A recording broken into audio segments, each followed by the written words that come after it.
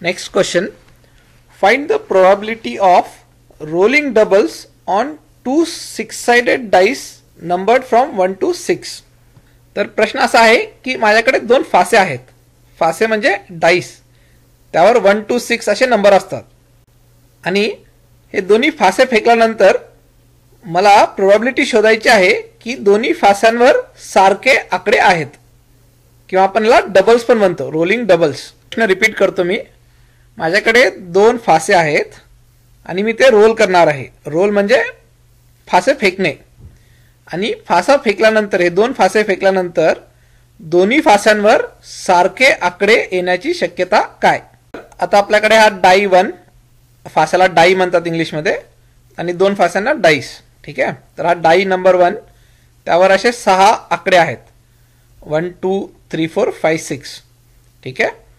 तसंच आपल्याकडे डाई 2 आहे आणि त्या डाई 2 वरती पण असे एकूण 6 नंबर आहेत. ठीक आहे. तर मी असं उभं आणि आडवं का लिहितोय ते तुमच्या लक्षात येईल थोड्या वेळात. ठीक आहे. तर हे उभे नंबर आहेत डाईस 1 साठी आणि आडवे डाईस 2 साठी.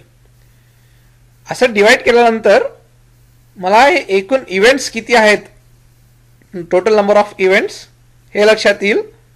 आणि ह्या इव्हेंट्सपैकी माझे कंडिशन्स मीट करणारे किती इव्हेंट्स आहेत हे पण मला सोप्याप्रमाणे काढता येईल.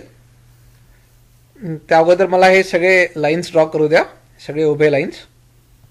तर इथे प्रत्येक डब्बा हा एक इव्हेंट आहे आणि हे एकदम वरची रो म्हणजे पहिल्या डायवरती नंबर 1 येईल. मी प्रत्येक बॉक्समध्ये 1 लिहितो. तर पहिला बॉक्स म्हणजे डाई 1 वरती 1 आणि डाई 2 वर पण 1. तसंच दुसऱ्या रो मध्ये डाई 1 वरती नंबर 2 आला ते सगळे इव्हेंट्स. तिसऱ्या रो मध्ये डाई 1 वरती 3 आला. तर मी बाकीच्या रोज मध्ये पण 4 5 आणि 6 हे लिहून टाकतो. ठीक आहे. तर लक्षात घ्या की हे जे 6 इव्हेंट्स आहेत आडव्या बाजूने मी जे लिहितोय 1 1 1 2 2 2, हे डाई 1 वरती जे जे नंबर्स येते ते आहेत. ओके. तसंच आपण डाई 2 साठी पण करू शकतो. तर डाई 2 वर नंबर 1 आला तर ह्या उभ्या रांगेत सगळीकडे 1 लिहायचं. दुसऱ्या उभ्या रांगेत डाई 2 वरती जेव्हा 2 येईल, तसंच आता आपण 3 4 5 आणि 6 ची एंट्री करू ह्या उभ्या रांगेत. ठीक आहे. तर आता तुमच्या लक्षात आला असेल, जसं आपण अगोदर सांगितलं की हा जो प्रत्येक बॉक्स आहे तो एक इव्हेंट आहे. म्हणजे काय की जर 2 2 आला तर हा एक बॉक्स आहे 2 2 चा, तो मला सांगतोय. तसंच जर पहिल्या डायवर 3 आला आणि दुसऱ्या डायवर 4 आला तर तेही ह्या बॉक्समध्ये आहे. म्हणजे हे 2 फासे आहेत ज्यावर 1 ते 6 आकडे आहेत आणि ते आपण फासा फेकल्यानंतर पहिल्या फास्यावरती 1 ते 6 हे कुठलाही नंबर येऊ शकतो आणि दुसऱ्या फास्यावर पण 1 ते 6 असा कुठलाही नंबर येऊ शकतो. तर 1 1 म्हणजे पहिल्या फास्यावरती 1 आला, दुसऱ्या फास्यावरती पण 1 आला. 3 2 म्हणजे पहिल्या फास्यावरती 3 आणि दुसऱ्यावरती 2. तसंच 4 5 म्हणजे पहिल्या फास्यावर 4 आला आणि दुसऱ्या फास्यावर 5 आला.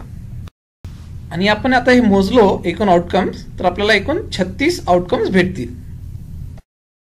आणि या 36 पैकी आपल्याला शोधायचं आहे की आपले कंडिशन्स मीट करणारे किती आउटकम्स आहेत. आणि कंडिशन आहे rolling doubles on 2 6-sided die. आणि डबल म्हणजे काय की दोन्ही फास्यांवरती सेम नंबर आला तर आपण त्याला डबल म्हणतो.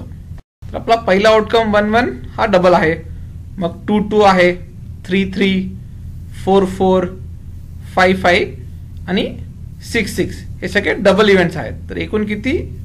6 इव्हेंट्स. बरोबर. तर हे 6 इव्हेंट्स आहेत जे आपली कंडिशन रोलिंग डबल्सची मीट करतात. आता आपला प्रश्न आहे की what is the probability of rolling doubles on 2 6-sided dye.